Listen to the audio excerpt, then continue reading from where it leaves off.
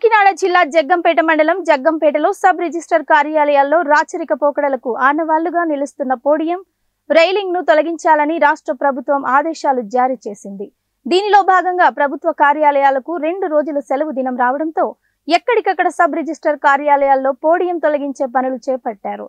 మంగళవారం విధులు ప్రారంభమయ్యే నాటికి జగ్గంపేట సబ్ రిజిస్టర్ కార్యాలయంలో సబ్ రిజిస్టర్ పి విజయలక్ష్మి సాధారణ కుర్చీలో కూర్చొని స్నేహపూర్వక వాతావరణంలో ప్రజలకు సేవలు అందిస్తున్నారు.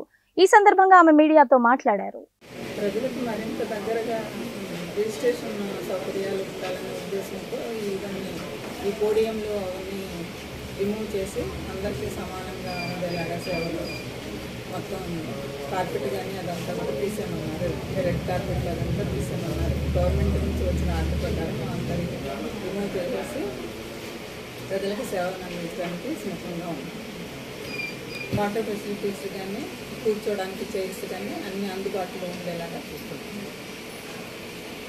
అలాగా ఇంతమందిలాగా కాకుండా స్నేహపూర్వక వాతావరణంలో ఉండి వాళ్ళకి ఏమేమి సేవలు కావాలో అవి వాళ్ళు ప్రజలు ఏదైనా డౌట్ ఉండి వచ్చి అడిగినా వాళ్ళకి అందుబాటులో ఉండేలాగా సేవలు అందించడానికి